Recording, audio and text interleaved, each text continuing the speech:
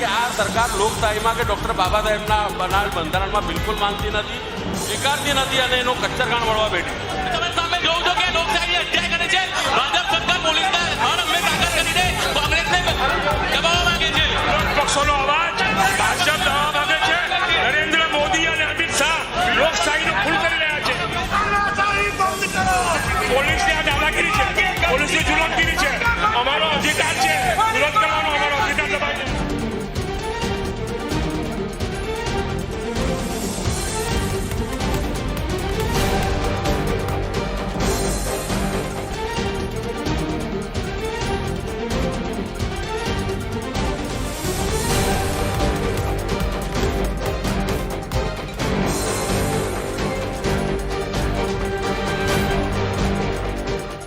ભૂપેન્દ્ર સોલંકી, કાર્યકારી પ્રમુખ, સુરત શહેર કોંગ્રેસ સમિતિ. છેલ્લા કેટલાક દિવસથી લોકસભામાં અને રાજ્યસભામાં 147થી વધુ વિરોધ પક્ષોના સંસદ સભ્યોને સસ્પેન્ડ કરવામાં આવી રહ્યા છે. મને ખબર નથી પડતી કે કયા કારણોસર આ લોકો એક ઇન્ટરવ્યુ ચાલુ છે, ઇન્ટરવ્યુ આપી દો. કયા કારણોસર સસ્પેન્ડ કરી રહ્યા છે? ભાજપ લોકશાહીનું ગૌણ દબાવે છે. ભાજપ ડરે છે, ભાજપ ડરે છે.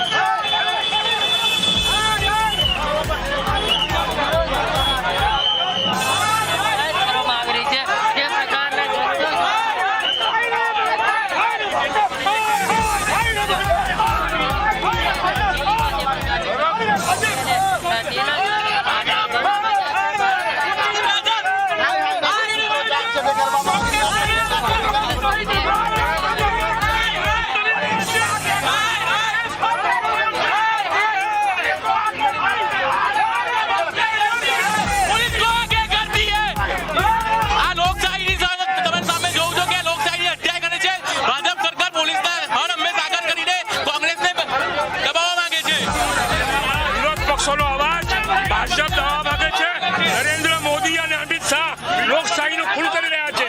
સંસદ સભ્યોને સસ્પેન્ડ કરીને લોકશાહીનું ખૂન કરી રહ્યા છે અને પોલીસ આગળ કરે છે.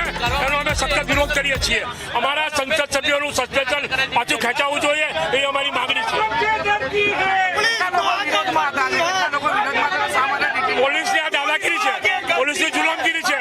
અમારો અધિકાર છે વિરોધ કરવાનો, અમારો અધિકાર દબાઈ રહ્યા છે. આજે સમગ્ર દેશની અંદર કોંગ્રેસ પાર્ટી દ્વારા વિરોધ પ્રદર્શન કરવામાં આવી રહ્યું છે કે જે સંસદમાં 150 સાંસદ સભ્યોને સસ્પેન્ડ કરવામાં આવ્યો, લોકશાહીનો ભંગ કરવામાં આવ્યો, બંધારણની સરેઆમ કતલેકામ કરવામાં આવી.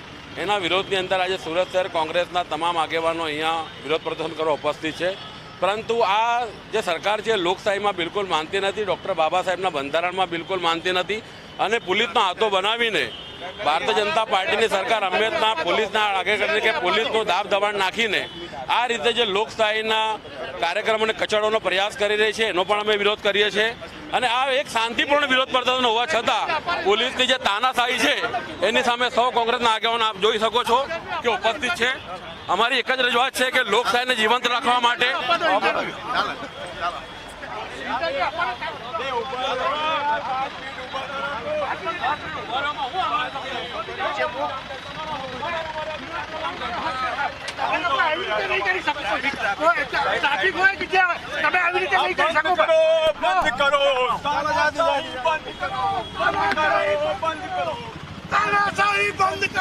આપ જોઈ શકો છો કે જે પ્રમાણે ભારતીય જનતા પાર્ટીની સરકાર, મોદી સરકાર પોલીસના હાથો બનાવીને લોકશાહીના કાર્યક્રમોને કચાડવાનો પ્રયાસ કરી રહી છે, એનામાં પણ સખત વિરોધ કરીએ છીએ. અમારો વિરોધ પ્રદર્શન એટલું જ છે કે જે સંસદની અંદર ઇન્ડિયા ગઠબંધનના 150 કરતાં વધુ સાંસદ સભ્યોને જે રીતે સસ્પેન્ડ કરવામાં આવ્યા છે સત્ર દરમિયાન, એની સામે અમારો વિરોધ છે અને અમે લોકોને જાગૃત કરવા માંગીએ છીએ કે આ સરકાર